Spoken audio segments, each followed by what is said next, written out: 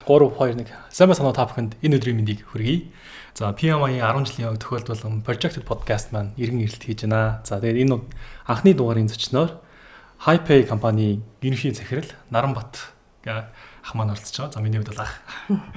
Тэгээд хөтлөгчөөр бол Бямцогт миний бие. За тэгээд PMI Mongolia chapter-ийн маркетинг хариуцсан захирал Пүрсүнаар сууж байна. За бидний урилгыг хүлээж авч оролцож байгаа танд баярлалаа. Баярлалаа.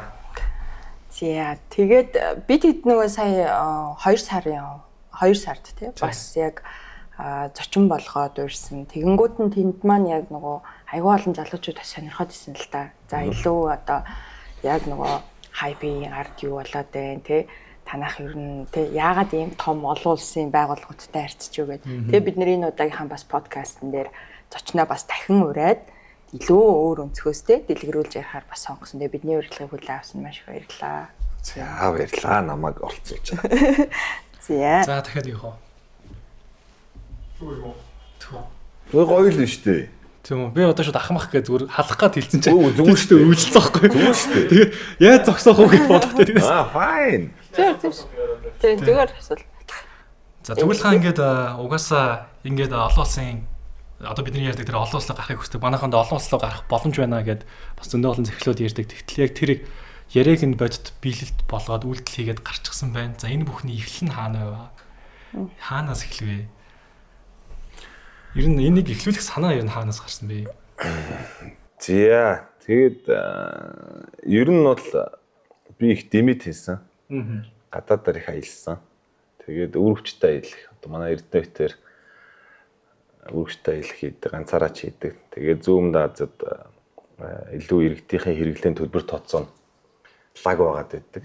Тэгээ би ч өмнө нь бизнес эхлэхээс өмнө банкнд санхүү хариуцсан дэд захирал хийдэг байсан. Тэгэхээр нөгөө Swift-ийн гүйлгээ карт төлбөр тооцоо мэддэг. Тэгээд тухайн үед бол Монголын банкны систем тулцсан супер хөгжсөн гэж боддог байсан чинь нэг энтэгт нэг олон улсын хуралд ажиллаа өгч өөр очиж оролцоод мөнгөн гуйлгын тийм хуралд оролцоо. Тэгээд Сэндлигийн санаа буюу одоо гадаад байгаа монголчууд аягүй төвөгтэй байгаа даа мөнгө шийдвэрлэх гэж аягүй хэцүү байгаа даа бид нар шийдвэрлэнэ гэдэг.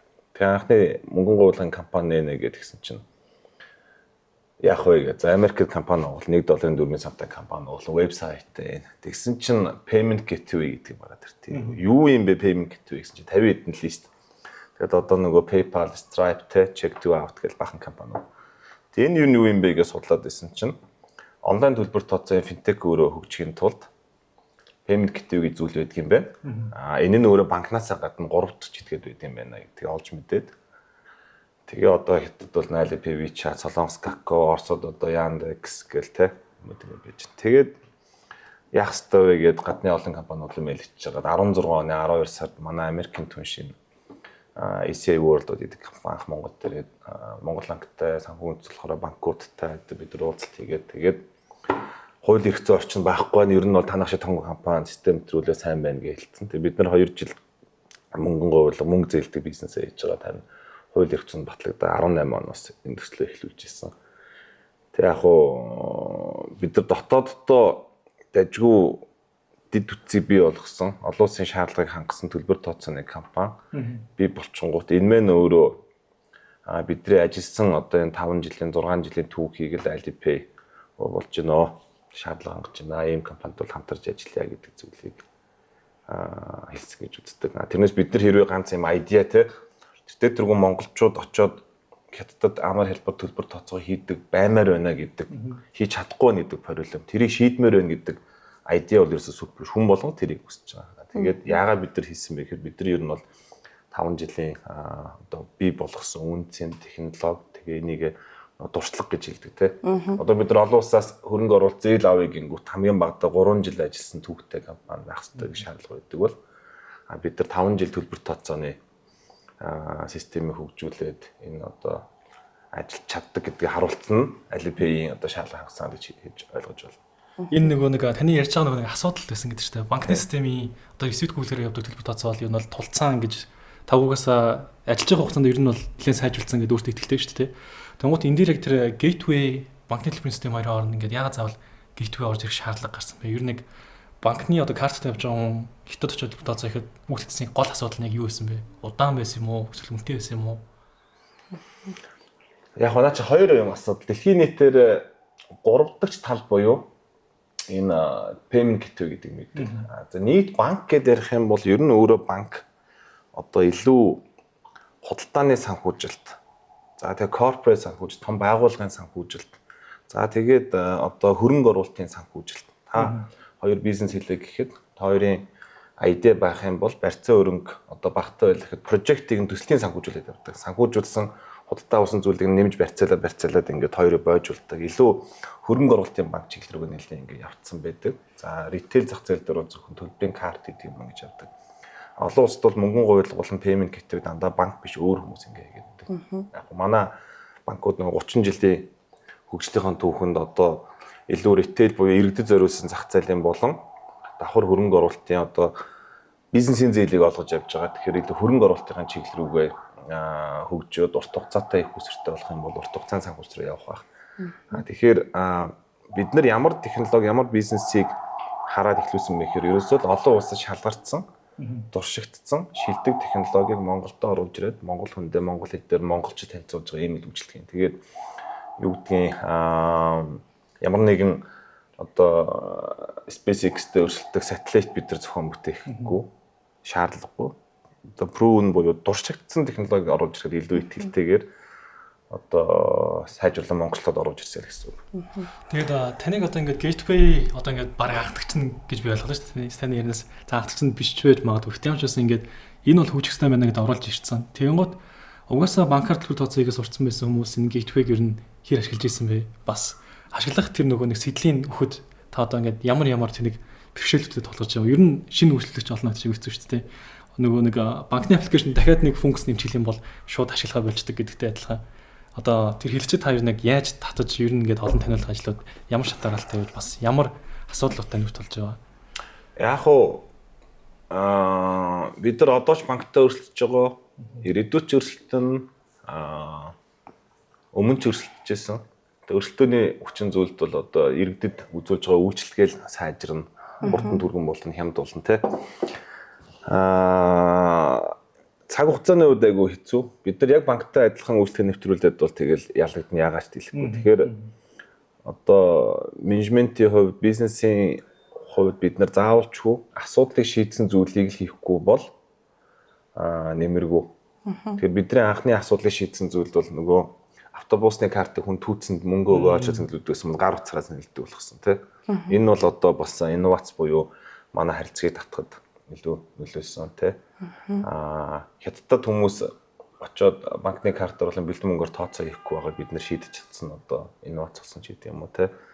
Одоо Power Bank зөвхөн тэмэлжээ бариад явдаг байсан бол одоо түрээсээр авч болдог болж байгаа инновац ч гэдэг юм уу тий. Тэгэхээр бид инновацлог байдлаар шийдлийг олж өгөхгүй бол тий. Улаанбаатар марафоны манайх зохион байгуулдаг. Бидний зохион байгуулахаас өмнө Facebook дээр постэр тавиал тэр пост дээр дарангууд Google Doc дээр аппликейшнээ бөглөж анкетаа бөглөөд нэг газар сууж авдаг гэсэн бол бид нар болгоод өгсөн. Тэгэхээр энэ өөрөө хялбарчулж байгаа учраас хүмүүс илүү хэрэглээ болж байгаа. Тэгэхээр бид нар заавалчгүй инновацлог зүйлийг хийхгүй л бол яг адилхан үйлчлэгээ гаргаж ирээд одоо нэмэргүй гэсэн. Хүн Монголд бол одоо хайпэтэй хайбээгүү тий хүмүүс төлбөрөө төж та хоёр бол одоо болж байгаа шүү дээ. Банкныхаа картаар өнө юугаар өнө. Тэгэхээр энэ дээр бид нэр их олон хүчтэй одоо илүү хурдан 1 секундээр хурдан гүйлгээ хийдэг болох нь бол тийм асуудал биш. Тэгэхээр бид нар илүү монголчуудын чадахгүй байгаа хэрэгцээтэй зүйлийн төлөө буюу одоо энэ гадны зах зээл рүү олон улсын мөнгөн гуйлга за тэгээд энэ гадаад дарчлах төлбөр тооцоож гэдэг юм ийм зүйлүүдээр явж байгаа. Тэгэхээр нэг зүйлсээр бид нар хэрэглээгээ болгоод харилцагчдад дотоод ирэх юм бол харин дараа нь бид нэр өөр зүйлс рүү гэдэг юм. Одооноос хай пэйж шилүү зээл рүү орж эхэлж байгаа. Зөвхөн дан зээл гаргадаг аппликейшн байгаад яах юм. Тэр түрүү монголоор дүүрэн зээл аппликейшн гэж банкуд үйж байна. Зээл аваараа гэд орж байна те. Гингүүт монгол зээл авахш бид нар гадаадд зээл авах чинь үүсгэж одоо гаргаж байгаа. Та хоёр одоо 5 сая ч юм уу 3 сая ч юм уу 10 сая төгрөгийн төсөвтөөгөөр илүү мөнгө өрөхгүй шүү гэж өөрсдөө кодлол гадаад явна штэ. Тэнгүүд хажууд нь хайпэ хүүгүү зээл аваараа 7 хоног гэдэг ингээд тий. Тэрнээс тоор гадаад явж байгаад яаж хийж байгаа монгол руу ярьж байгаа ч гэдэм үү зээлэх болцоо байгаа штэ. Тэнгүүд явж байхад нь байнгын та илүү худалдаа авалт хийж болно шүү дээ. Гадаад явж байгаа тоор яга манай зээлийг авах хэрэгтэй гэхээр 2-3 дахин гадаад хямдхан бараа байгаа учраас авч идэг. Тэгэхээр бид нар илүү энэ шийдэл рүү явахгүй бол одоо хөрөнгө санхүүгээр бид нар банкудад өрсөлдөж чадахгүй, олон хүн хүчээр өрсөлдөж чадахгүй, телевизээр гудам талбараар бид нар битүү маркетинг хийж чадахгүй. Тэр саяны эхний шийдэл бол яг үнэхээр яалтч тэр инновац гэдэг юм муу юм байна. Миний ойлгож байгаа. Яалтч хүн автобусны карт цэнэглэхийн тулд түүц болох хэрэгтэй байсан. Олон түүц нь юу маань цэнэглэдэг байх хэрэгтэй түүц байсан тий. Тэгмээд энийг аппликейшнаар шийдэж чинь хамгийн гол нь таныг ингэж хэрэгжүүлээд явж байгаа чинь банк өрсөлдөгч гэдгээс гадна бас зөндөө олон зэлийн аппликейшнууд өрсөлдөгч болж гарч ирсэн тий. Энэ дээрээс ялгарсан ганцхан юм нь гадны гүйлгээ бас биш бах тий. Энэ та яг тэнцэнүүдийг ярьчих шиг таллаа. За тэгэхээр сая бол илүү нөгөө нэг банкны gateway ч юм уу анх үүсгэсэн санааг ярьлаа. Тэгээд ярианд чинь бол илүү нөгөө амьдралын хэм маягт те тулгуурласан хүний асуудлыг нөгөө бодиттэй одоо нөгөө амьдралын циклд те хэрэгтэй байгаа асуудлуудыг шийдсэн талаас ярьж. Тэгэхээр иймэрхүү нөгөө супер ап чиглэлийн аппликейшнүүд дотор мэдээж хамгийн чухал нь гэхээр хууль эрх зүйн орчин байгаа байхгүй юу? Одоо жишээлбэл зээл авлаа гэхэд цахим гарын үсэг ч юм уу те өөрийгөө нотлох ч юм уу те. Тэгэхээр яг одоогийн байгаа хууль эрх зүйн орчин болон өмнө нь байсан хууль эрх зүйн орчин тий бодлогын одоо бичиг баримтууд танай бизнесийг төсөл болгоход ямар саадтай байв тий магадгүй бас ямар давуу талыг олгов одоо сандбоксын хууль гэдэг одоо нэг бичиг баримт гэдэг ч юм уу бас нэлээд олон юм байгаа шүү дээ тий. За 17 оны 5 сарын 31-нд энэ үндэсний төлбөрийн системийн тухай хууль батлагдаад 18 онд 1 сарын 1-ээс хэрэгжижсэн. За энэс хойшоо бол 20 эдийн финтек компанид төлбөр тоншуурал автсан. Бид нар банкудтайгаа өрсөлдөд иргэдэд олон төрөл санхүү үйлчлэгийг бий болгоод ингэ явж байгаа. Энэ бол одоо хууль эрх зүйн тэр хууль балтагдсны одоо давуу тал. Тэрнээс өмнө зөвхөн бүх зүйлийг зөвхөн банк давуу талтай байсан бол магадгүй энэ хууль 17 онд биш 12 он 11 онд балтагдсан байсан бол одоо бид нар илүү ухаалаг технологи хэрэглээтэй Улаанбаатар хот илүү ухаалаг болсон байх ёсныг үүсэхгүй. Одоо чамлахаар чангатдаг 18 онд энэ хууль балтагдсан учраас окей. За дараа нь Монгол Банк санхүүгийн цолгоороо хамтраад Sandbox гэж зүйл гаргаж ирсэн. Ямар нэгэн зохицуулалтгүй хууль журам байхгүй байхад чиний хийх байгаа зүйл харилцагчдад хэрэгтэй, ард түмэнд хэрэгтэй, улс оронд хэрэгтэй гэсэн чи санаа гаргах юм бол тодорхой жил 2 жилийн хугацаанд одоо зөвшөөрөл олгодог юм зүйл. Одоогоор нэг 10-аад компаниуд авсан баг шүү. Манайх бол нэг Stock Lab-ийн үнцаасны төслөөрөө болон Money Market Fund гэдэг энэ мөнгөний захын платформ төслөөр бид нэр зөвшөөрөл аваад ингэ явж байгаа. За харьцангуй мэдээ сайжруулах хэрэгтэй зүйлсэндөө байгаа. Гэхдээ харьцангуй 17 оноос хойш яг энэ финтекийн салбар, санхүүгийн салбарын хууль эрх зүйн орчны өөрчлөлт, сайжруулалтууд бол биднийг аягүй сайн тэмцсэн. Илдүүлдэ брач тагсан гэсэн зөвхөн банк төвтэй зах зээл байсан бол маш олон залуучууд финтекийг хийж болж байна. За финтекүүд хийгээд эхлэнгүүт одоо томоохон компани, корпорациуд өөрсдөө бас энэ зах зээл рүү орж иж байна те. МСС орж ирж байна, таван богд орж ирж байна. Одоо манай банкс дээр өршөлтөө үсгээд байна те. Тэгээд тэгэхээр энэ бол нөгөө юм боломжийг нээлттэй болгосноор давуу тал гэж хэлнэ улам сайжруулах шаардлагатай. Хэрвээ энэ боломжууд үүсээгүй байсан бол өнөөдөр гуруулаа ингээ юмараа сууж 24 он болчиход хахад бид нар бах байдгаараа л байсан бол ямар их харанхуй бүдүүлдэг аимшигтай байхгүй. Тэгэхээр хууль эрх зүйн орчныг сайжруулалт энэ олон зохицуултууд боломж олгоснууд нь та биднийг одоо манайх шиг финтек компани заавалчгүй 20-30 50 тэрбум төгрөгийн банктай адилхан дөрмийн самтай байх шаардлагагүй 2.5 тэрбум төгрөгийн дөрмийн самтай байвал та өнөөдөр МСС-тэй өрсөлдөж болно. Та өнөөдөр хаан банктай өрсөлдөж болно гэдгийг боломжийг олгоцсон. Энийг бидрийг одоо боломжийг ашиглаж болдгийм байна гэдгийг одоо харуулж чадж байгаа нь бол одоо манай хамт олонны бас юм бахархал. Тэгээд нөгөө улсын наадамд сумын цолтой бүх нэг авраг маврагтай барилдахаар те нэг огшоол те тэр шиг одоо бид нар чинь нөгөө Монпейтэйгээ те МСС Токио маркеттэй өрсөлдөх чинь бас дотроо бол одоо бид нар ялах хэрэгтэй шүү. Бид нар илүү хурдан байх хэрэгтэй шүү. Илүү ухаалаг байх хэрэгтэй шүү гэдэг зорилтыг тавь ажиллаж байгаа учраас бол энэ хууль эрх төрсөн зохицуултыг бид боломж олгосон гэж хэлэх байна. Бас өрсөлдөө нэг илүү нэг гарааны цэгээс те. Юу тайминг гэсэн бас гоё таарсан юм шиг байна шүү дээ. Тэгээд энэ бүхнийг гүйцэлдүүлэх та багаа харин яаж бүрдүүлчихсэн бэ? Одоо санаа байна, тодорхой хэмжээнд хийцэн байдаг. Тэгээд дөнгөж эхэлж байгаа компани ер нь нэг стартап гэсэн үг шүү дээ. Стартапт чинь тэгээд хамгийн том асуудлын нэг нь хүн олдохгүй, олдсон хүн удаагүй ч юм уу тий. Хүний нөөцийн бүр маш том асуудал тий. Тэг бид нар яг болсон үчин сайтай учраас энийг л хийж байгаа. Тэг манай бол өөртөө сонгордог нь бид нар бол одоо зарим банкудаас илүү лаг болсон хүчтэй гэж өөрсдөө бол одоо боддог. Яагаад гэвэл манай энэ болсон хүч ерөөсөө дандаа банкны хүмүүс. Яасан бэ гэхээр би ч нөө 4 жил банкнд ажилласан. Тэгээ олон ажлын хэсэг ахаж асуудлууд руу гардууж ордог байсан. Тэгээ банкн дотор хин нь юу юундаа сайн бэ гэдээ мэддэг.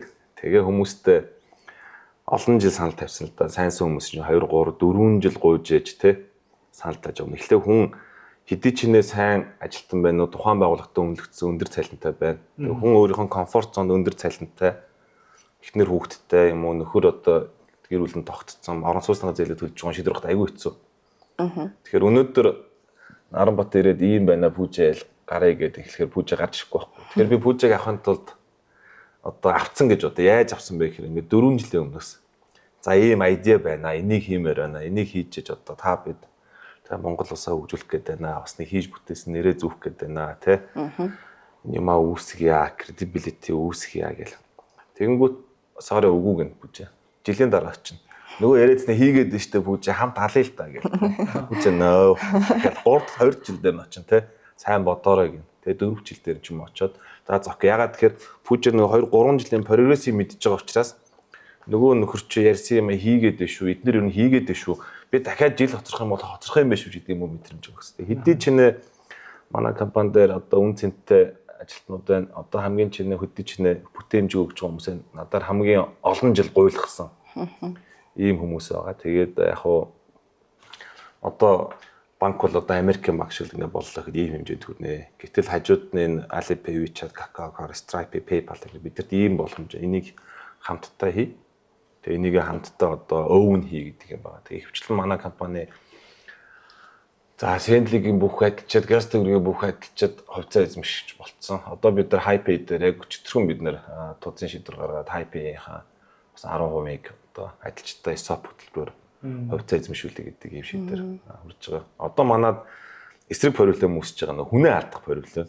Өмнө чинь бид нар хүн авъя гэдэг олохгүй сайн. Санхүү эдийн засаг, мөс эдийн засаг тэгэл гитэмс IT-г хөгтөтэй чинь мөсийн МКС-аас авъя гэл ингэнгүүт. Юуг нэ хаа ямар нэртэй компани гинэ гэл уучлаарай үгүй шүү дээ хаа би чинь томууд л орно шүү дээ. Тэр аргагүй шүү дээ. Хэдий ч нэ одоо онц сурлагтан байна уу, топ оюутан байна уу, топуудаас л урилгын топууд руу явна шүү дээ. Тэгэхээр бид нар авч чаддаггүй. Одоо бол харьцангуй арай гайгүй болж байна. Хүмүүс бол ойлгодоо мэддэг. Окей, залуучууд оръё гэдэг. Бид нар ч өмнө нөгөө банкнаас хүн хулгайлж одоо head hunting хийж менежментээ бүрдүүлсэн чинь одоо нэг жоохон хүүхд сурган гут нөгөө хэд манахаас бас одоо тэнд байгаа нөхрийг ажилд авах гэдэг ингээд. Тэгээ бид нар хүмүүсээ цалингаар яагаад бид нар тогтоож чадахгүй, банкуд өрсөлдөж чадахгүй. Тэгэхээр юугаар бид нар тогтоох вэ гэхээр одоо таатай ажиллах орчин нөхцөл зөв менежмент те тэгээд бас нэг хийсэн ажлаараа бахархах одоо мэдрэмж төрүүлэх үйц. Одоо гоё ажил, гоё хамт олныг бий болгох. Тэгээд нэмэх нь бидний хийж чадах зүйл байна бол хувьцаа эзэмшүүлэх өөр арга байхгүй. Тэгээд хийж байгаа зүйлдээ одоо өнөөдрийн таны хувьцаа эзэмшиж байгаа компани одоо 35 жилийнхаа түүхийг хаан банк хийлээ. Тэгээд одоо HiPay бол одоо 5 жилийнхаа нас дээр явж байгаа. 35 жилийн дараа бид нэр ирээдүйн энэ хаан банк шиг зүйлийг бий болгох юм бол энэс богино хугацаанд бий болгох юм бол та компанид үн цэнтэй ажилтан хувьцаа эзэмшиж байна гэж бид нар тогтоно. Өөр бол одоо хайр байхгүй. Тэгээ бидний ярианд маш олон байгууллагуудын нэр бас дурдагдлаа тий. Тэгэхээр би яг нөгөө нэг тухайн яг нэг юм стартапуудын нэг финтекүүдийн нэг юм бүүм хийсвээ бүр амар сандаг байхгүй. Ингээл бүр ингээ бүгд бүүм хийгээд бүгд ингээл технологи тэгээ өөрсдөө энэ хаус технологиудаа хичээл, кодоо хичээл.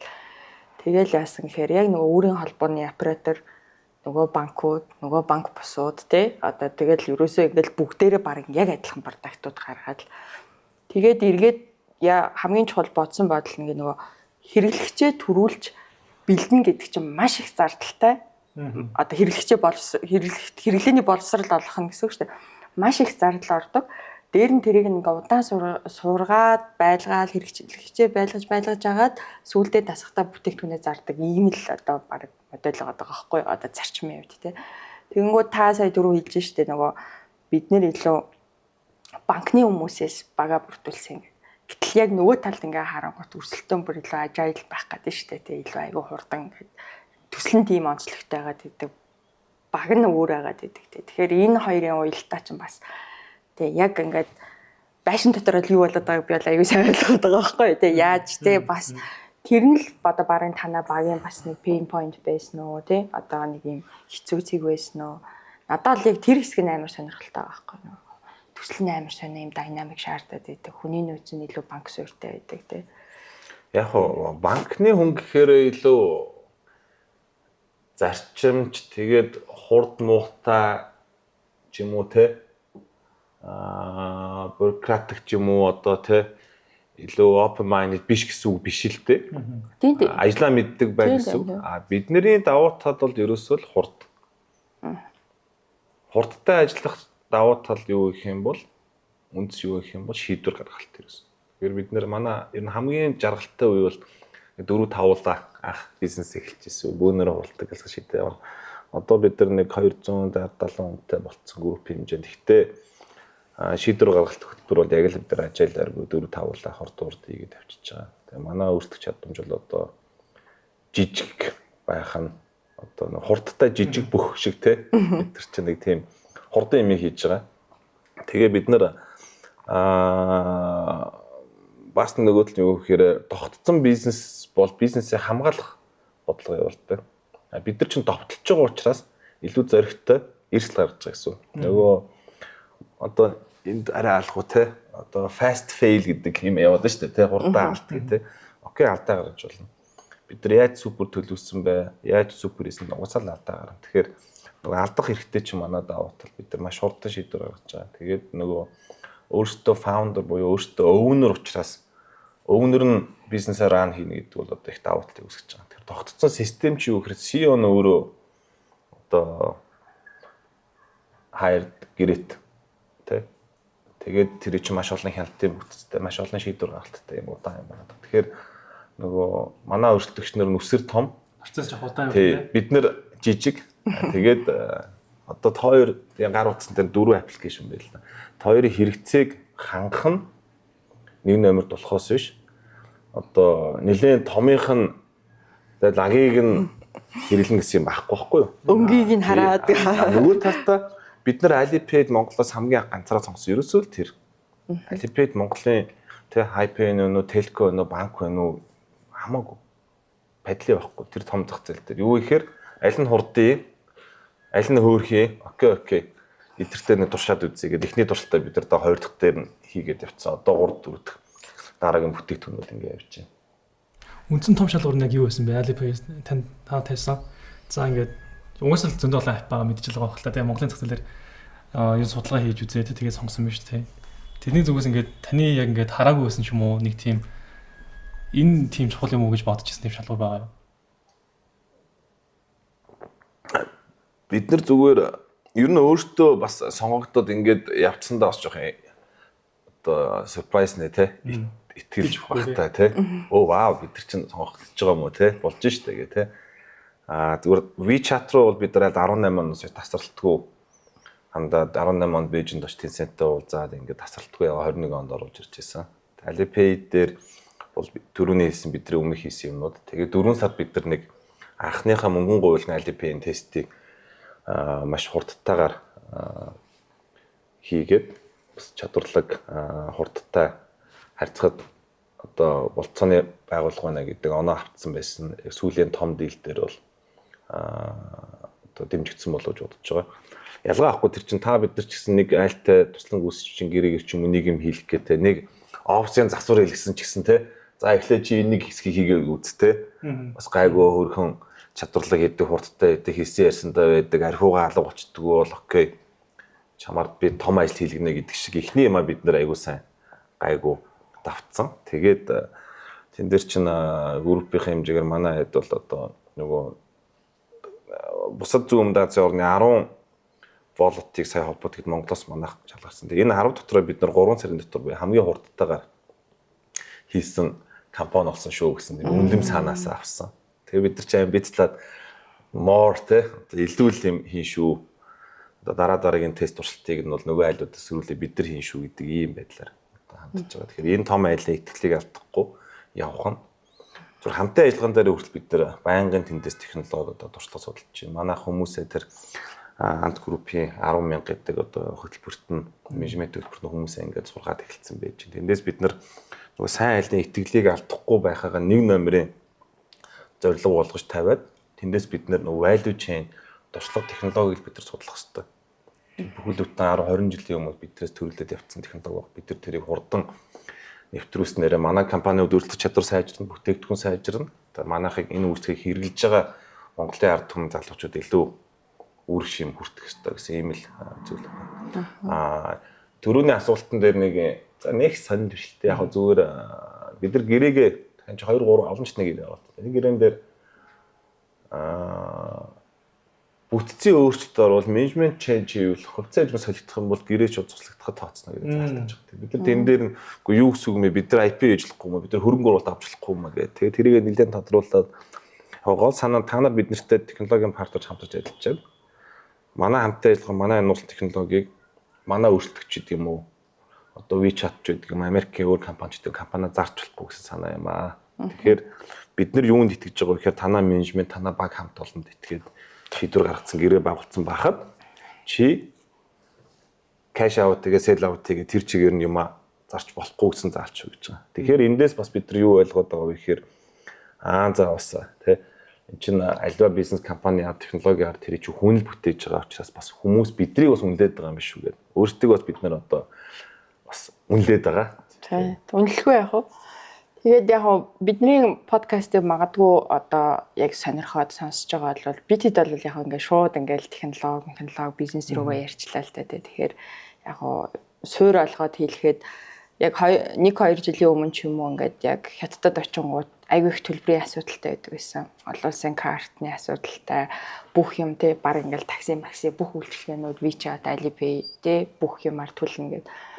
Тэгээд тэр асуудлуудыг бас сая ингээд яг Монголын аппликейшнээс ингээд шийддэг боломжуудыг яриад тэгээд хятад дахь монголчуудын бүр айгүй том юм группүүд байт юм бэлээ. Одоо Facebook-ын ч юм уу те тэд нар дээр бас ингээд асуудлын амар шийдвэлцэн. Тэгээд энэ маань өөрөө нөгөө талаас яаж нэхэр би ингээд одоо би чиний WeChat-ийн чинь нэглээд үгүй. Эсвэл би чам team ticket аваад үгүй гэдэг аягүй их залин яваадсан байгаа байхгүй. Тэр группээр дүүрэн одоо 100 200 мянган хүн те хятадд ингээд мэдхгүй нэг технологийн мэдлэг байхгүй, хоёрт security байхгүй те. Тэгээд дээр нь тэрний шийдэл байхгүй.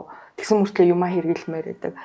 Тэгээ яг энэ одоо бидний одоо амьдралд илүү ойртуулж одоо тий аппликейшнээр дамж Монгол аппликейшнээр дамжуулаад WeChat, Alipay ялангуяа урд төрштэй хамаатай төлбөрийн олон асуудлуудыг бас шийдэж өгсөн ийм компани одоо та захирлыг бас бид нэр өрсөн байгаа. Тэгээ яа тэгэхээр би нөгөө подкастныхаа голоор бас сануулж хэлэхгүй бол шууд ингээл нөгөө амар үг хэрэглээд хэлэхээр технологийн явцыг уйтгартай. Тэгээ яг уйтгартай гэхээс илүүгээр бас нөгөө энэ илүү те бас хүмүүст мэдээлэл олох болоо гэж бодож байна. Тэгээд маш олон хүмүүсийг санхүүгийн эрсдлээс болон эргээд те амьдралын хэм маягт нь бас нэлээд олон шийдлийг бас эргээр шийдэж өгсөн учраас танаа хамт олондоос би баярлалаа гэж хэлье. Тэгээ би өөрөө бас асуудал шийдэлцсэн байхгүй тий. Тэгэхээр одоо хоёлаа нөгөө бас бид хоёр нэг юм гоё асуултуудаа бас ингээ бүлгэлсэн. Тэгсэн чинь ингээ за бизнесийг яриад ингээ өрш. Тэгсэн чинь нөгөө Наранбат захирлч чинь өөрөө бас яг ямар школтой хөө юм бэ тий. Одоо ингээ Harvard гэдэг өмссөн тий. Тэгэхээр бас эргээд нөгөө илүү хувь хүн рүүгээ тий. Одоо яг илүү байгууллагын удирдлага тэгээд түрүүн хэлсэнчлэн 210 багийг те яг одоо энэ олон улсын төсөлтөд уйж ажилласан энэ хүн маань өөрөө яг одоо гарлын хөслөн гэж хэлэх нь зөв буруу юу те хаанаас одоо те ясан цугсаа юу вэ? Ясан цугсаа юу вэ? Нутагаас хаана вэ? Сургууль сайд хаана вэ гэх те ингээд айгүй тийм энгийн одоо асуулт руу магадгүй эргээд ороод хүмүүс сонирхолтой байх гэж бодож байна те. Окей. За хурдан хариулъя те. Те. За Уранга, ээж Аранга, би Улаанбаатар төрсөн. Тэгээд 10 жилдээ 3 сургуульд амьдсан. 18 дахь сургууль, өсвөрийн зохион бүтээгчдийн төв сургууль, сүүлд 2 жил Шинэ Монгол сургуулийг төгссөн. Тэгээд анханасаа дээрээсээ 2 дахь төгсөж гэсэн үг. Мос эдийн засгт хоёулаа хамтарсан. Тий. Манай дээд том ах тий. Санхүүгийн анги төгссөн. Зүйтэй ах 2 шүү дээ. Тэгээд сангийн амд 2008-аас 12 он хүртэл мэргэжилтээ хийж ажиллаад санхүү эдийн засгийн бодлогын газар макро эдийн засаг санхүүгийн бодлого дээр ажиллаж исэн. 12-аас 16 он төрийн банкнд ажиллаад ингээд одоо хүнээс цалин авдаг 2 байгууллагад ажиллаад Тэгээ сүүлийн 7 жил ингээд бизнес хийж байгаа. Ер нь бол одоо байгууллагаас цалин аваад тэгээд дахиад тэр байгууллагаас нь юм сураад тэгээд сурсан тэр одоо мэдлэг, боловсрол, танилын хүрээ те одоо нарийн тэр технологийн ард нь юу байдгийг яадгийг мэддэж авчаад тэрүүгээрээ л бизнес хийж байгаа. Тэрнээс биш одоо яг тийм хувь хүн нь одоо ийм одоо супер мөпөртэй ч юм уу те тэрийг мэддэг болоо төрж мөрцөндөө ерөөсөө тийм байхгүй. Тэгэхээр Сангийн ам төрийн маркет гэдэг хоёр байгууллага надад асар их одоо юм зааж өгсөн. Би их юм сурсан, их ажилласан. Тэгээд тэрүүгээрээ болон одоо манай хамт олончдын Сангийн амд ажиллаж айгүй болоо хүмүүс төрийн маркетинд ажиллаж айгүй болоо хүмүүс гэж. Тэгэхээр тэр байгууллагуудаас одоогийн болсон хүчнээ бүрдүүлсэн. Өөрөө тавар хүний нөөцөө хийсэн юм байна шүү дээ. Тэгээ манай одоо бүр 10 жилийн одоо ингээм манай Эрдэнэ Цомогийн хоёр найз одоо хамт бас ингээ бизнес хийдэг. Одоо би жоох ажилласаа багсгаад нөгөө морин мал бусад юм хийх гээд тэгээ үнцэн ажил дээр одоо манай Эрдэнэ Цэгэл группийн дэд захирлыг хийж байгаа. Тэр чинь бүр одоо Шинэ Монголын нэг анги, Мөс эдийн засаг манай нөгөө анги, Улсын худалдаа, Сангийн амд хамт, Төрийн маркетинд хамт байсан. Тэгээ багасаа нийлсэн найзуудаараа бас бизнес хийж байгаа. Ингэж явж байгаа. Голд нь би чи 10-аас 12 онд Японд хөгжлийн эдийн засгаас сурсан. Сая 2 жил Harvard-ийн бизнесийн сургуульд executive програм дуусгасан. Улиралдаа нэг удаа 14 онд очдог юм програм дуусгасан байж байгаа. Harvard гэдэг тэгэнгүүт нь олон улсын ийм том ялангуяа нэг Ivy League-ийн сургуулиуд нэг алдартай юм нь болохоор тэр нэг юм community байд юм шиг ба тий. Одоо Facebook-ийн хүн одоо үүсгэн байгуулагч юм уу тий. Бусад ингээд маш том энтерпренерүүд хаана байсан бэ гэхээр тэнд нэг юм орчин байсан гэж яриад байгаа байхгүй community-гийн орчин. Тэгэхээр нэг юм alumni болгондоо тий нэг ямар нэгэн байдлаар нэг юм бас хүчтэй power бас өгөөд ах шиг байгаа. Тэр хөтөлбөрөөс гадна нэрнээс гадна тий. Тэгэхээр тэр одоо тий Harvard юу өгөө тий одоо Япон сургууль юу өгөө тэр alumni community-г бас яаж авч явж юм тий. Яа тэгэхээр энэ нөгөө бизнес хийж байгаа хүн болгон тэр нэг юм өөрийнхөө network-ийг таслахгүй байх нэг бас аюул чухал хэсэг байдаг шүү дээ тий. Тэгэхээр тэр талаараа Harvard дээр надад нэг за мэдээж хэдэн жилийн дараа сурахаар бол гоё. За case study нууд маш гоё үзэн тий. Хамгийн сүүлийн одоо тэ ChatGPT гээл хамгийн сүүлд өнгөрсөн 10 шат үзэл тэ. Тэгэл Tesla нөө бүгдийн ингээ кейс үзнэ. За нэг маш том давуу тал надад гарч ирсэн. Өөртөө итгэл өгсөн. Тэгээ хүн чинь яг ном уншихаар энэ ном үний хэлээд нөө худлаа хэлээд байна.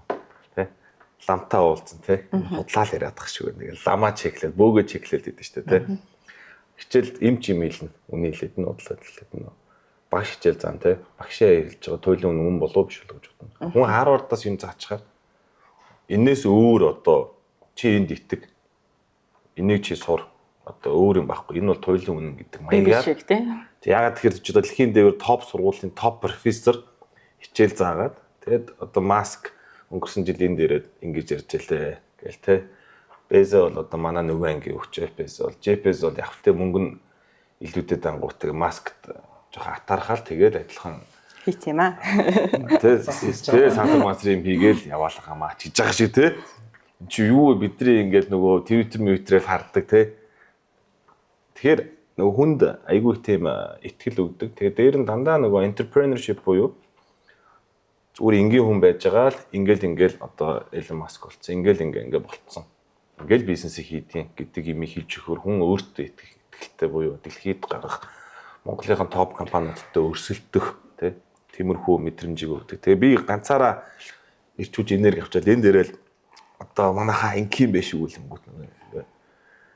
Тэр чинь яг өөрөө нүдэрээ үзэж хар сонсч ил адилхан филинг аваа шүү дээ. Тэгэхээр би ганцаараа сураад нэмэргүй байна. Хамт олноор сурах хэрэгтэй байна. Тэгээ Монголд бас юм Harvard Mentor гэдэг програм байдаг 6 сарын.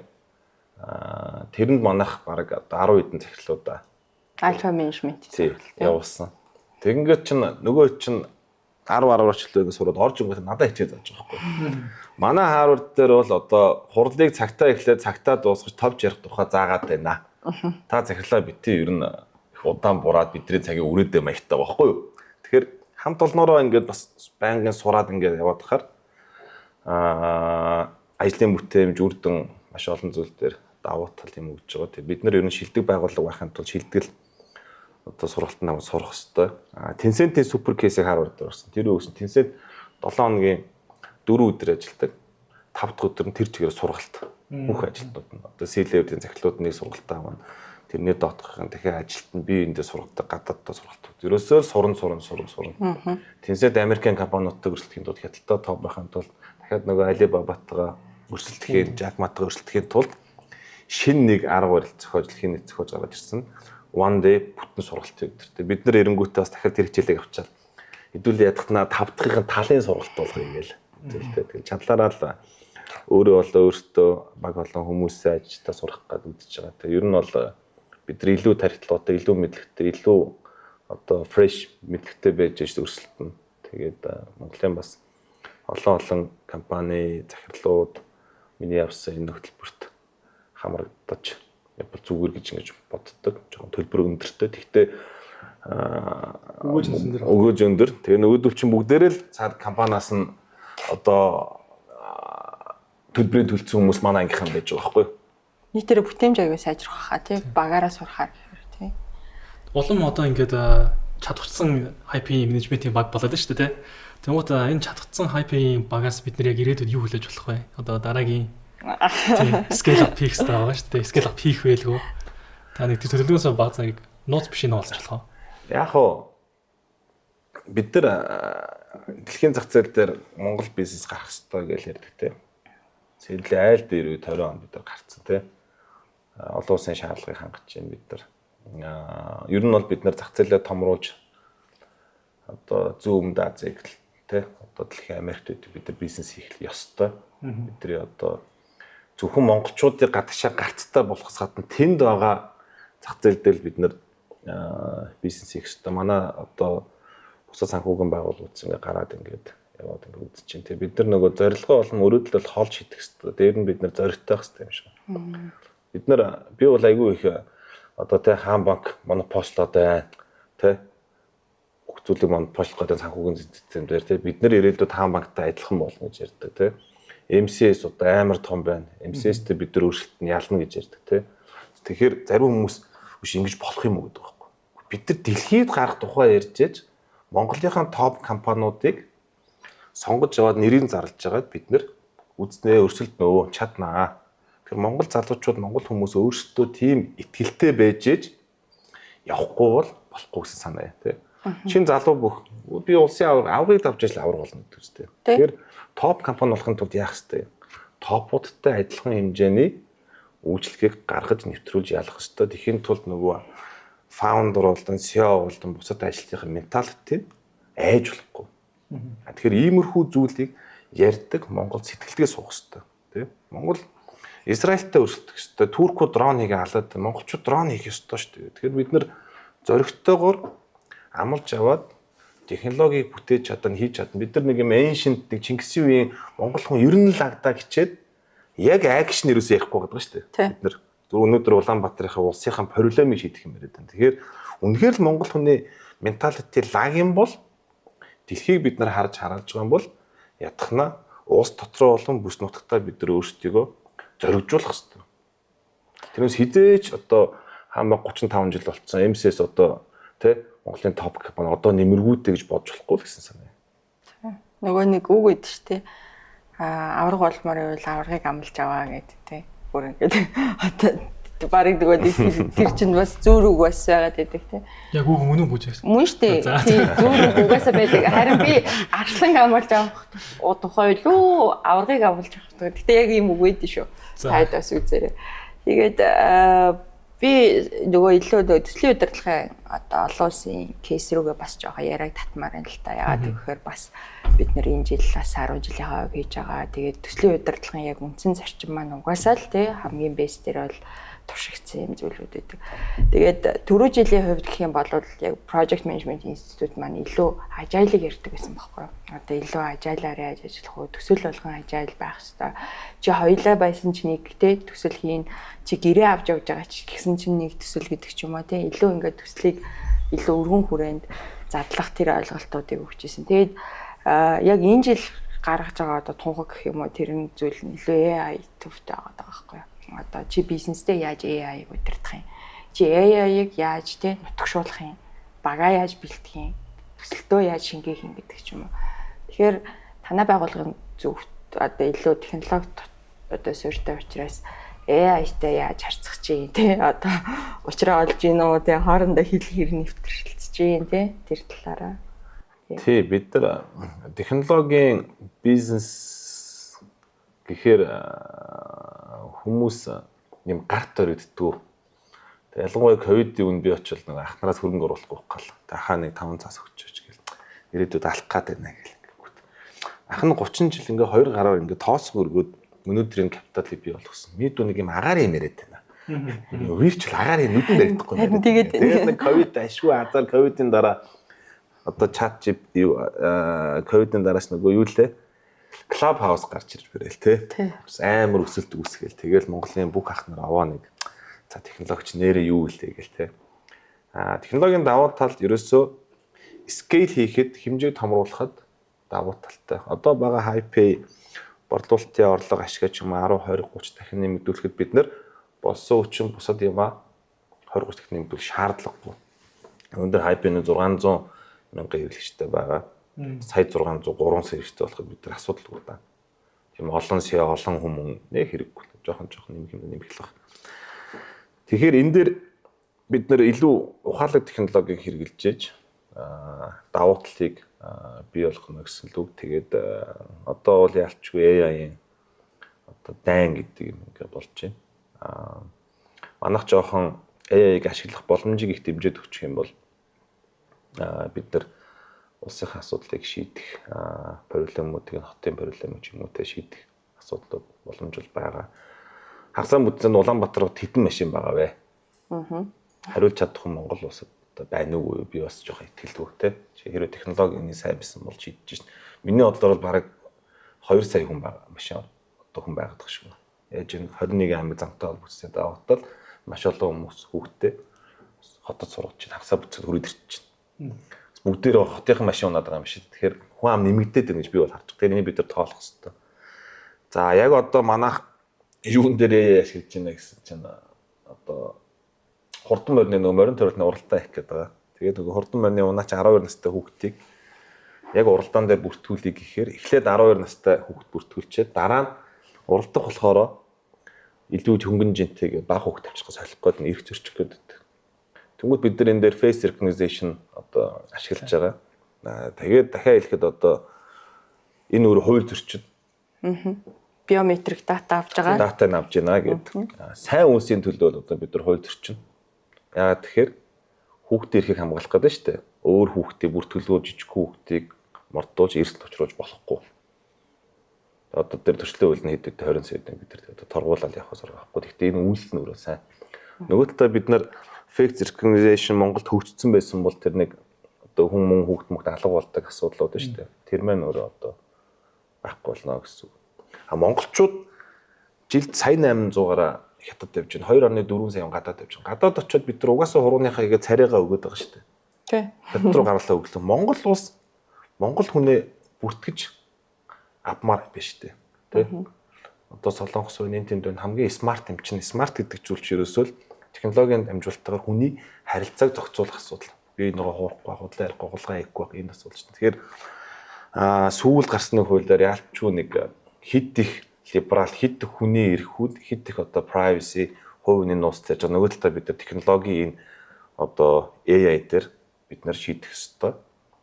Зүйлс дээр бол нэг юм алдаа гаргацсан байгаа. Тэгээ одоо сонгуульд нь одоо шинэ засаг юмнууд нь бүрдэж жагаад шийдэх болов гэж бодож байгаа. Нөгөө талаа бид нар бол одоо нөгөө улсад хэрэгтэй зүйл учраас тий бид нар окей хийлээ шүү хийнэ. Цагдаатай бичгээ өгж байгаа бид нар хийнэ. Өөр арга байхгүй. Энэ өөрөө сайн зүйл. Магадгүй тэр одоо 5-600 хүүхд одоо уралдах гэдэг чинь морин төрөлгөн дээр. Уралдангуудаа дараа нь тэр датаг маа гэж бид нар цагдаад нь ч юм уу улсын байгууллагт нь одоо аюулаас хамгаалах байгууллагт нь нөхөө тэр өөр хэрэг болох байхгүй. Энэ хүүхд алга болчлоо гэхэд одоо бүх аймаг сум Улаанбаатарыг хамиржуулна гэдэг чинь комментарлаа гарч ирнэ. Тэгэхээр нөгөө ер нь бол нөгөө нэг талаар хууль эрх зүйн окей байгаа манад сайжирж байна. Энэ сайн. Гэхдээ илүү сайжруулах шаардлага байгаа. Жишээлбэл одоо энэ хувь хүний биометрик датаг авч болохгүй тухайн асуудлаас болоод эн чинь дахиад илүү смартаар шийдвэрлэж одоо data юм биш. Хэдэн хүн орж гараад яагаад байгаа тий. Тэд чинь олон хүн цугларсан 30 50 мянган цугларж л байгаа бол тэнд ямар нэгэн одоо нийгмийн болохгүй асуудал ч гэдэг юм уу зөрчилж гэдэг юм уу үүснэ. Тэгэхээр тэр үүдэнтэй камертай олон хатгал маш олон хурдан орж гарна тий. Өө чи энд хамгийн сүүл тэгэл явсан юм биш тэгээд. Би сая Ханжуугийн Азийн наадмаар хятадд явж байгаа. Гадаад паспортаа хийсэн. Яарч явж байгаа. Тэгээд дурын цагдаа дээр нь очиод би паспортаа ажиллаа гэдэг ингэнгүүт. За байж одоо ингээд тэр хавийн бүтэн камера шүүгээд миний таксинаас буугаа гүүж явж байхдаа нөгөө цаасан тортой юмных нь торн мултарж унж байгаа царай мөр бүх юм супер байгаа байхгүй. Гэтэ би айсан шүү дээ. Яг үнэнгээ хэлэхэд бүр яг одоо ингээд хятадд ингээд сүүлж явж байгаад өмнө нь ингээд явж байгаагаас илүүгээр амар олон камертай. Бүр яг нэг ингээд бүх юм бүр ингээд камержуулаад. Тэгээ дотроо ингээд хідэн ч янз байгаа даа тий. Одоо нэг нь халууны нэмжээд байгаа юм уу, нэг нь царайг нэмжээд байгаа юм уу тий. Нэг нь одоо насын тоолоод байгаа юм уу гэд.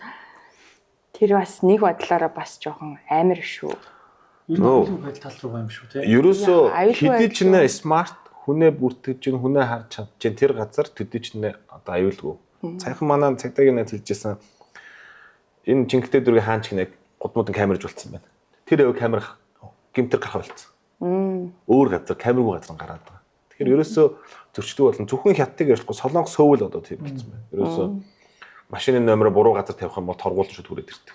Нэг хүний утсыг санамсаргүй юм бариад аваад ингээ явхад утсан дууран та хүний мандуур авц юм уу та. Яс юм бэ хөө. Тэр эн чинь нөгөө нэг бид нар чинь нэг хотод нүүж ирээд жоохон замын хөдөлгөөн дээр буруу машин бариад хоныг орк морк гэж дуудаал нь шүү дээ. Технологи нэг бүхний шийднэ. Айл 11 онд 2011 он намайг Японд сурч байхад Япон хөгжүүлсэн байсан. Тэрний өгсөн чинь дэлгүүрийн дүүдэн камертай. Тэгээд тэр хүний бүртгэж авахгүй ч гэсэн нийт дэлгүүр дээр ийм өндөр намтай, ийм настай, эрэгтэй эмэгтэй тэдүүхэн өнөдөр орж гарлаа. Дэлгүүр рүү орохдоо царайн жоохон ургуур байснаа гарахтаа хачин happy smile-тай satisfaction rate нь өндөр гарлаа. Дэлгүүр рүү инээж орсноо жоохон урваагаад гарчлаа. Тэгэхээр энэ салбарын нөхцөлийг сайжруулна гэж. Ерөөсөө л бизнес гэж юу юм? Төр засаг гэж юу юм? Харилцаа гэж юу юм? Тэгэхээр энэ хүний харилцааг зохицуулж байгаа байхгүй юу? Хүн байж бид нар байж төр засаг байгаа, давтар байгаа, бизнес оршин тогтнож штэ. Бид нар бензин колонкоос юм олж авч байгаа. Бид нар СУ-гээс юм олдож авч байгаа. Бид нар давтар төлж байгаа. Тэгэхээр хамгийн ухаалаг зүйлийг юун дээр өгөхөр бид нарыг одоо тооцоолж яж биднэрт зориулж яж хийх хэрэгтэй. Тэгэхээр нөгөө энэ хүн дээрээ суурилсан юмнуудыг жоохон чөлөөтэй болгоод өгөх юм бол энэ одоо технологийн компани биднээс пижгэнтэл нь хөгжүүлтэйгээр төр засагтай энэ Улаанбаатар одоо энэ хотын дарагтаа одоо их том одоо буян хийх асуудлыг нь хуваалцан шийдвэрлэх нөгөө бодит утгаараа төр хувийн хамтаа ялгаад чинь дээр үүснэ гэсэн. Бодит утгаараа нийгмийн шинжтэй төслөөр хичгэн тий. Байгууллага нь хэлчихээ таньна гэдэг шиг ус нь илүү сайн иргэнэ таньдаг байж бас илүү сайн хамгаална гэдэг point явж байгаа шүү дээ тий. Тэгээ чи өөр юу гэхээр дахиад хэлэхэд бид нэр тэр SpaceX-тэй өрсөлдөх технологи зохиохгүй шүү дээ. Бэлээхэн байж та туршигдсан супер вау. Бүгдийн камержуулаа бүхнээ хардаг боллоо, ингэдэг боллоо, хэв журм окей. Гудамд хүн шүлсээ яхаа болчин. Заммаа ингээд төв удруулаад те одоо нөгөө хашин шиг нөгөө комеди нэдрэг нэг юу гэдэг үстэй. Stand up дээр энэ Япон хүмүүс нэг юм одоо яагаад байна. Хүн садаа болохгүй гэр амьдрах гэдэг зүйлээ чухалчилж байна гэдэг тийм. Тэгэхээр тэр чинь бол ерөөсөө технологи юм. Тэгээд дээр нь яг энэтэй холбоотой хэлэхэд бид нар хятад очингууд хятад супер болсон гэдэг. Нөө миний хувийн бодол юу гэхээр бидний босролтын төвшин бол тасархай. Хятад хүмүүс яагаад зэгцтэй харагдаад байна нөхө босролтой болгоо зэгцтэй болсон байгаа байхгүй. Зөв соёлтой очирлж гин тий. Бас гудамууд хог мог хаяхгүй зааварахгүй байна. Энэ тэрбум хүний чи хооронд нь имлэг мэмэг дээр очирлуулаа аэропорт руу хитэх ачаал үүсэхгүйгээр ингээл хооронд зохицуулаад байна. Энийний ерөөсөө үндсэн шийдэл ач хавь бол Alipay, WeChat 2 гэдэг хоёр аппликейшн иргэдийнхээ хэрэглээг смарт болгоцсон. Иргэдийн хэрэглээ смарт болгоно гэдэг чинь та зөвхөн дэлгүүрээс юм онлайнаар захиалж авах асуудал биш байхгүй. Нийгэмдээ бие биендээ төв учруулахгүй амьдрах, зохицож амьдрах гэдэг харилцааг зохицуулдаг. Тэгэхээр таны хэлсэн AI-ыг Хэрвээ Монголд хөгжүүлээд ингээд явах юм бол гадны технологиг авчрах юм бол одоо энэ хүний толгой тоолно гэдэг нь шүү дээ. Тэ? Ерөөсөө тэр шүү дээ. Автобусанд орж байгаа хэдэн хүн ороод байгаа нь тэ орохдоо happy юм уу муухай юм уу ямар юм тэ. Одоо payment бүр болчихлоо шүү дээ. Та гар утсаа хийж орхиж болно. Payment card орхиж болно. Очлоо, царай танилаа. Окей за. Бүр энээс илүү супер юм байхгүй шүү дээ. За яг бүр одоо нэг маск заасаг хэвлүүдвэл те нэг Америкийн одоо акшн кинонд гаргадаг чи те. Тэгэхээр юу ч хэрэггүй хүн очиод царайгаа уншуулаад окей. Төлбөрөө төгчж байна. Тэгэхээр бид нэр хүнээ толж чадахгүй, Улаанбаатар таксан бүс эдэн машин орж толж чадахгүй. Автобусанд толгой тоолно гэдэг бол одоо энэ хувийн мэдээллийн юм жоохон нээлттэй болгоод өгчүүл. Тэгэхээр сая нөгөө Alipay WeChat-ийн кейсийг бид нэр ярьлаа. Тэгэл Монголда wow effect ирж байна. Тэнгүүд одоо Apple Pay тэгэл Google Pay-ийн асуудлууд бас device-ад агаад орж ирж байгаа. Тэрнийх нь хууль эрх зүйн орчингууд ч бас яригадаад эхэлсэн тий. Тэгэхээр нөгөө өрсөлдөөн илүү глобал болох гэдэг нь штэ буцаад одоо тий. Дотроо ингэж явж ийснэ. Дотроо ингээд би чамтай өрсөлдөнө гэл тий. Ингээд амлаж аваад тэгээ гадагшаа гарах тий. Партнераа олчлоо. Тэнгүүд дахиад нөгөө партнерыг чинь бас тий глобал өрсөлдөгчдөр нь буцаад ороод ирлээ. Тэгэхээр бас юу гэж харж ээ тий ялангуяа одоо девайс дагсан тий төлбөрийн системүүдийн эринг одоо бид нэр хүлээн зөвшөөрөх гэдэг нь шүү дээ. Тэгэхээр танах энэ дээр бас хэр бэлтгэлтэй байна юу гэж харж ээ тий. Ер нь яг хөө бэлдэж байгаа зүйл их байгаа. Нөгөө нууцнуудаа ярьж болохгүй. Нууц юм асуучих гэдэг нууц юм л асуух. Тэг яг нь ийм л юм бэлээ. Би ч одоо тийм лаг бизнесмен болоод төрцөн тийм шин сураал явж байгаа байхгүй. Тэгээ бид нар яадаг вэ гэхээр за энийг л хийчихвэл алах гээд байна те. Тэгэл хамаг хүч хаяал ингээл. Тэгэл яг тийм сансанд бас хүрэхгүй. Яг мэдээж хурж байгаа давуу тал нь л гарч ирж байгаа. Тэгэл байж байтал дараагийн одоо чаленжууд гарч ирэн дараагийн зовлонгууд хориломуд гарч ирнэ. Тэгээд эн чинь нөгөө яг сайн хэлдэг байхгүй. За энийг хийлээ болчихлоо одоо гэж байтал одоо гадны системүүд орчин. Манай өөрсдөж бусад банкуд дахиад өөр системүүд нэвтрүүлэн те. Сая бол одоо бидний уг нь бодоо төлөлөө хийж исэн нэг системийг хам банк одоо тэр Power Data банк гэдэг бас финтекийн компани хийж байгаа байхгүй. Супер вау. Бид нар шууд ялагдчихж байгаа байхгүй. Таны гар утсан дээр одоо NFC технологиор та гар утсаа POS машин болгоод хийж. Гадна талд байсан бидний нэг хийх ёстой гэж бодсон. Бид нар хурдаар хоцорсон. Тэгээд карт уншуулахгүй шууд уцаар төлбөр төлчихтэй. Нөө одоо чиний энэ утас чинь POS машин болчих жоох байхгүй юу? Төлбөр хүлээж авах боломжтой. Тэгэхээр би картныхаа банкны картныхаа NFC чинь уусанд хүргээл болчихж байгаа. Тэгэхээр энэ технологи хурдтай хөгжих дотоодын болон олон улсын өрсөлдөөнтэй байх энэ юм өөрөө нөгөө либерал эдийн засаг, капиталист эдийн засгийн гайхамшиг энэ дотор байж байгаа бид нар дээр хизээч одоо тайвшрахгүй ханахгүй эзэж бүрэн ялахгүй буюу нэг юм хийхээр бид нар болцох юм болов гэж бодож байтал дараагийн юм гарч ирээл энэ өөрөө ерөөсөө өрсөлдөөний гайхамшиг байна. Одоо манай банкуд те болж ийнэ гэж утсан ч л хажууд нь одоо манайх зовоол байхгүй тий. Бацаа гарч ирлээ хайпи гэл ядаргаатай юм ба тий. Тэ одоо манай найзууд банкнаас ярьж байгаа шүү дээ. Та нар одоо юу хийгээд лайтай ядаргаатай юм бэ? Захирлуу загнаад штэ тий. Юун дээр юу хийчихвэ гээл тий. Ингээл манай телеком тэрсэн бүгдээрээ өрсөлдөж байгаа ч гэсэн тэр дотор нь ажиллаж байгаа хүмүүс чинь бүгдээрээ нэг үе манай мөс хийдэж ч юм адилхан дандаа танилуд найзууд байхгүй. Тэгэхээр нөгөө бид нар зовж байгаа тэд нар зовж байгаа гэхдээ энэ зовлон чинь өөрөө гоё нь юу вэ гэхээр амттай нь юу вэ гэхээр бизнесийн өрсөлдөлт. Энийн үр дүнд улс хөгжин зах зээл хөгжин. Одоо таны юу зовж байна? Компани дээр ч байнгын яг юу хамгийн тодорхой вэ? энийг хийчихвэл энэ төвшөнд хүрчүүл те ам окей болчих юм байх гэж боддог байхгүй. Гэтэл үгүй. Тэр одоо бол өөрийгөө бол манай банк хамт бол юун дээр коллеж байгаа гэхээр те за ингээс чинь. Тэгтэл дараа нэг дахиад зовлон гарч ирсэн. Дахиад нэг таск, дахиад нэг чаленж гарч ирсэн. Тэгэл дуусахгүй юм шиг байна. Би бол ер нь дуусахгүй юм байна. Хизээч юм одоо тайвшрахгүй байна. Хэрвээ тайвшрах юм бол юу вэ гэхээр нөгөө вакуумжилт, буруу засаглал.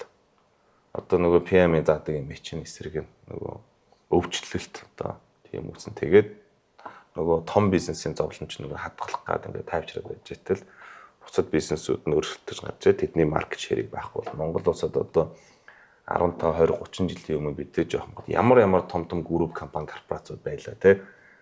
одоо хаана байна?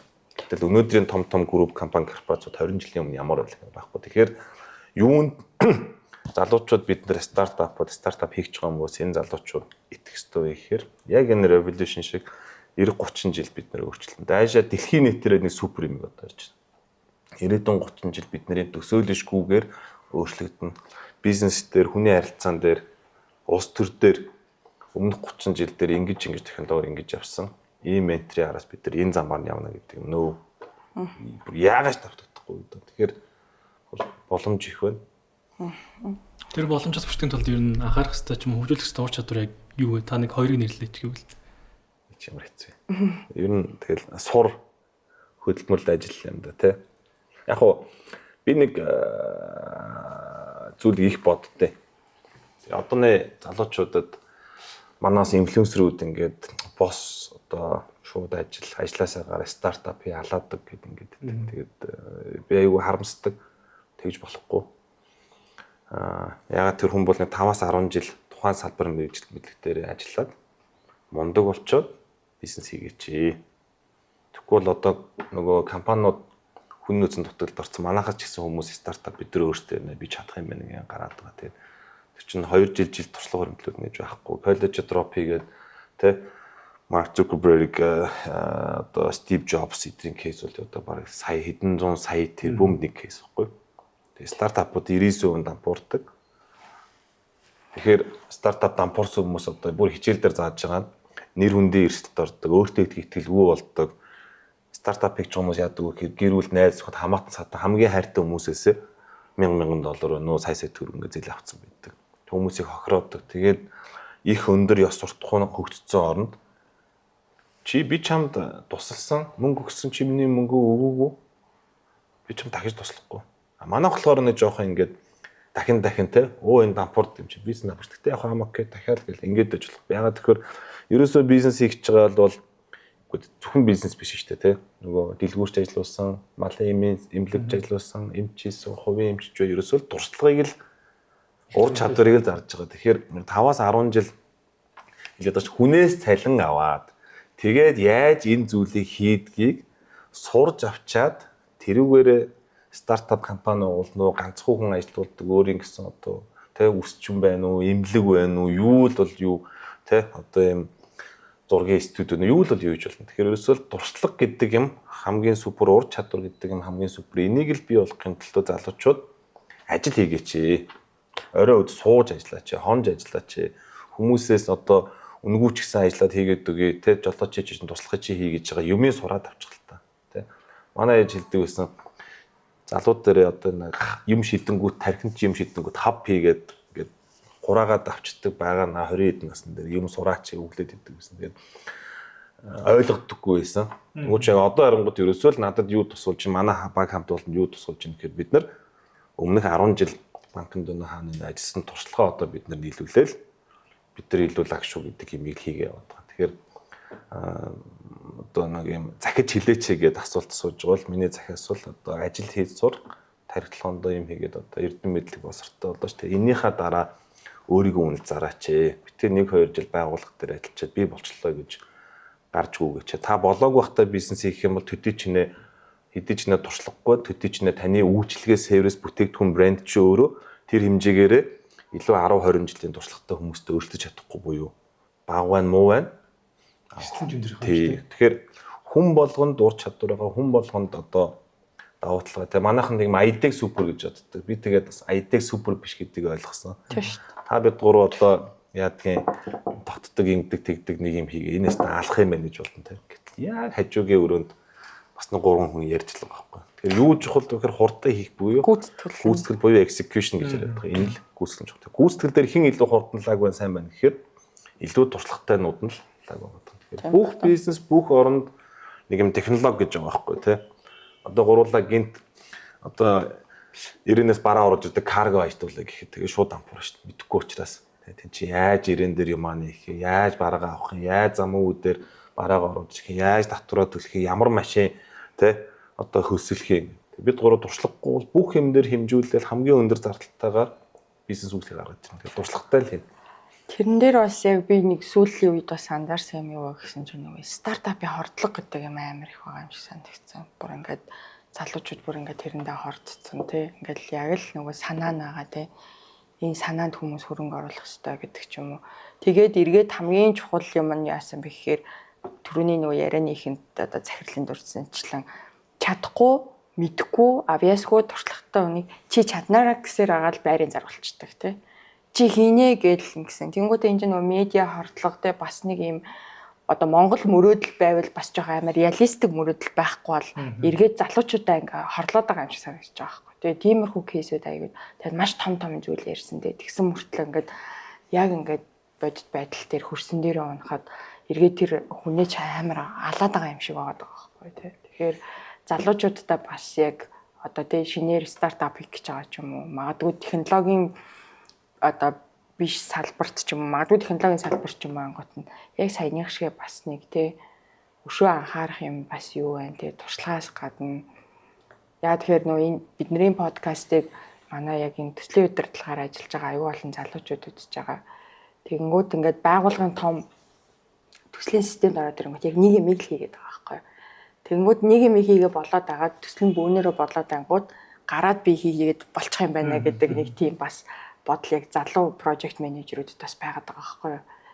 Тэгэхээр тэр талаасаа бас та дээр илүү нөгөө нэг менежментийн чинь талаас нь ноу хавыг илүү шингээж яриул зүгээр байх гэж байна. Тэгэл яг хуу чадвар л да. Тэгээ нөгөө хүмүүс нөгөө инфлюенсийн найз нөхөд орчин тойрон үзэж байгаа видео сувгч байдаг юм уу юмнаас л одоо шийдвэр гаргалтанд нөлөөлөд нь шүү дээ тий. Тэгэхээр шийдвэр гаргалтан дээр энэ ажлын туршлага, босруулалт мэдлэг гэдэг дээр бол нэлээ олон талын одоо судалгаатайгаар шийдвэр хийж явахгүй бол би адилхан одоо хоёр гартай хөлтэй нүдтэй амтай жигтэй илүү царайлагч гэдэг юм уу, илүү өндөрч гэдэг юм уу, илүү мөнгөтэй манай аав family илүү одоо юу гэдгийг networkтэй ч гэдэг юм уу би хийх ёстой. Би энэ одоо 2 жил 3 жил энд ажиллажлаа одоо хангалттай гэж бити бодооч. Хувь personally тий юучгүй хинчгүй байхад та юу хийж чадах юм бэ гэдэг энэ дээр л их бодох хэрэгтэй. Тэгээд олон байгууллага солисон хүмүүний хөө их онцгүй CV-тэй болдгий шүү. Бити олон байгууллага солиорой гэж манай ээж намайг анх сургуульд өгч 21 настай гэжсэн. Тэгээ яг хуу тэр үгийн зөвлөгөөч нөлөөсөн байж таараа би яг 2 байгууллага солисон. Тэгээ 2 байгууллага 4 жил ажиллахаар ямар давуу тал байдаг вэ гэхээр family юм шиг гоё хамт олон community үүсэж байгаа. Хүн чинь нөгөө хүний төлөө одоо гараа сунгах тий одоо энэ хүн заавалчгүй би туслах ёстой гэж үүрэгч хэмжээний хамт олон community найз нөхөд гэдэг чинь угаасаа л 1 2 3 4 жилээс дээшээ л өсдөг. Тэгэхээр одоо над дээр аюу гоё одоо надад бол манай баг хамт олон дээр аюу гоё нэг зүйл юу гэдэг нь гэхээр төрийн банкнд би 4 жил ажилласан учраас тэр хамт олон бол би одоо гэр нь хаана байдгүй хүүхднээ сурдгүй ээж аав нь юу байдгүй тийм хэмжээнд мэдэн сангийн бас адилхан тийм. Харин би 8 жилийн хугацаанд 10 жилийн хугацаанд гэдэг нь 10 өөр байгууллага солилцсон байсан бол тэр тийм кул биш буюу тийм хамт олон community өөрөө үүсэхгүй. Тэгэхээр манайхаа одоо юу гэдгийг манай дээр ажиллагдаад байгаа юм л та. Сургууль төгссөн, хайпед 1-2 жил ажиллажлаа. Одоо дахиад өөр байгууллагаас урьж байна. Би ингээ 2-3 газар ажилласан CV-тэй супер кул. Тэгээ би 3 газраас 3 ноу-хоо мэдээд авчих юм бол бас надад ам окей ч гэдэг юм. Нэг бол 2 жил боллоо би ер нь намайг илдвэл баг үнэлээд.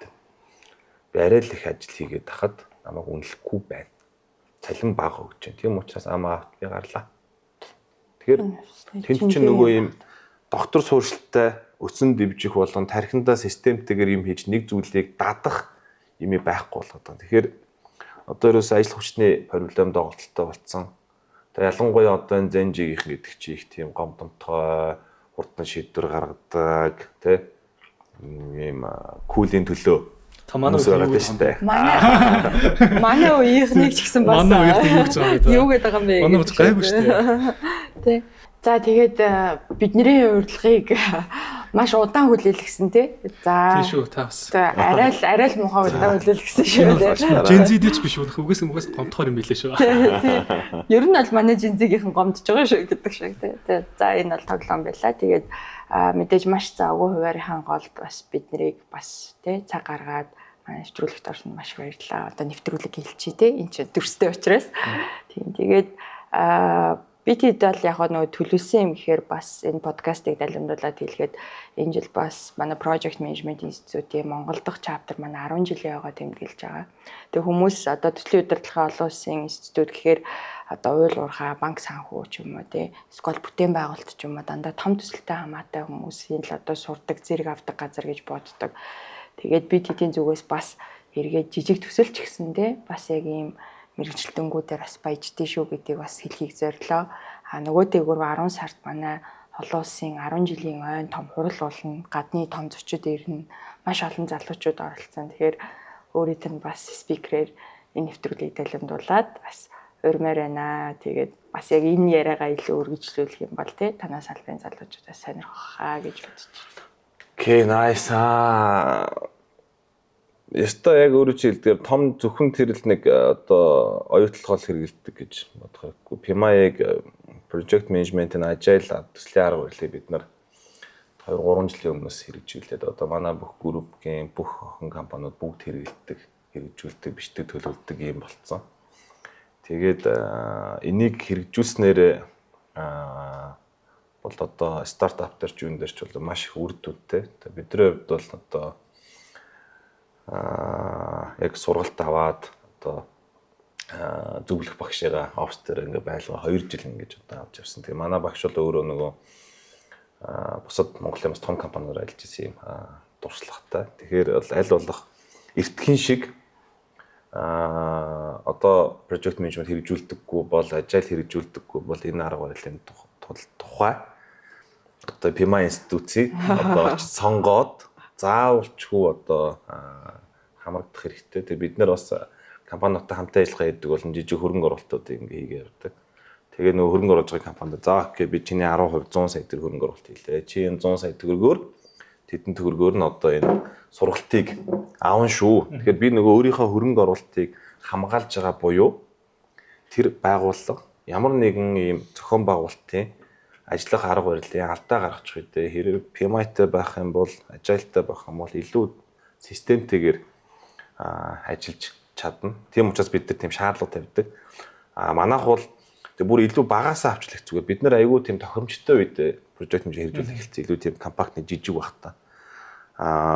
Бид нар сүүл сонссноор бол одоо өөртөө ч надад хэлжсэн Монголын том телко чи компани те 3 жилийг зарцуулж байна. Хурдны шийдвэр гаргадаг, багаар хурдтай ажилладаг энэ project management-ийг шилжүүлэх гэж соёлыг өөрчлөх гэж. Тэгэхээр нэгэнтээ олон мянган ажилчнтай таны бизнес томрсны дараа энэ системд шилжинэ гэхээр одоо цаг хугацаа мөнгө нөгөө ажилч чинь шин зүйлд айгу реакцлдаг байхгүй юм чи. Өглөө ирлээ орой явлаа, ажлаа хийжлэн, борлуулалт хийжлэн сүүват яагаад ингэж зовоод байгаа юм бэ?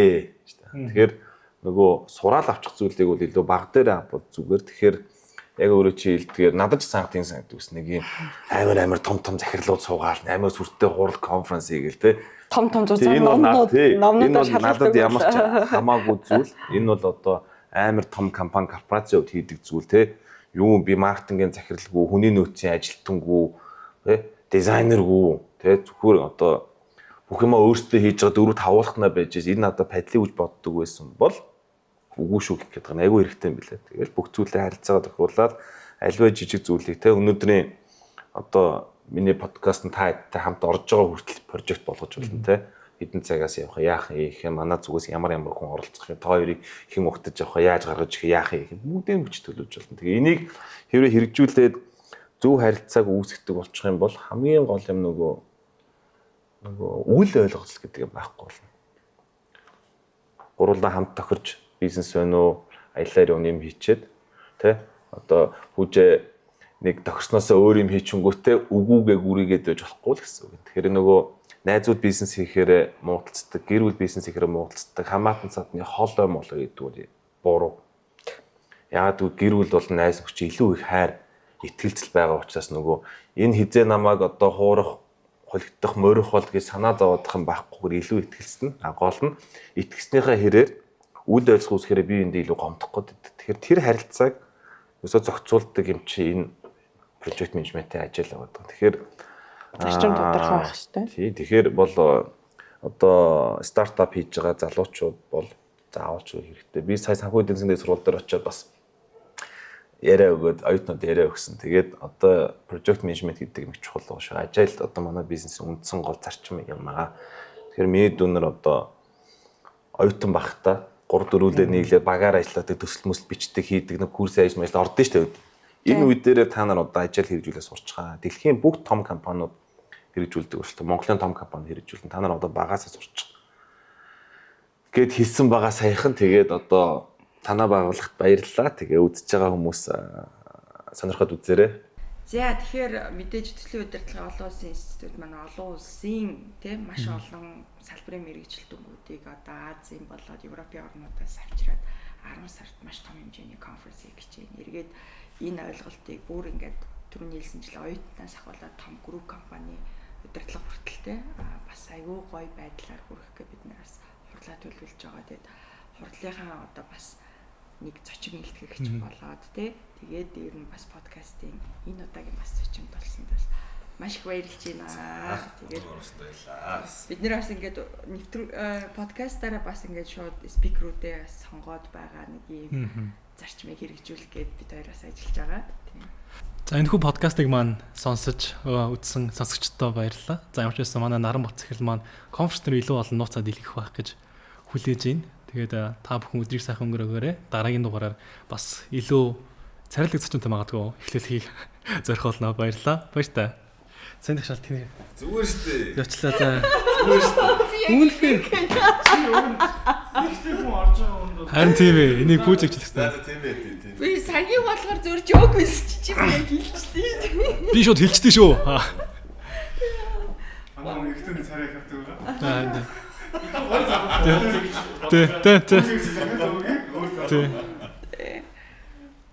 Би зүгээр жоохон жок хийгээд наабаш зүгээр орж ирээ царайгаа голоодсан байхгүй хөдөө мөдөө явлаа мовлаа бодлоо. За одоо ингэ дуустаа шүү ингэ. Тэгэхгүй сайн царайсаа дандаа авчих. За окей. За энэхүү подкастыг маань хүлээж авч үзэж сонссон сонсогчдод баярлалаа. Дараагийн дугаар бас өөр зочинтой уулзцгаая. Баярлалаа. Баяр та. Баяр та. Аа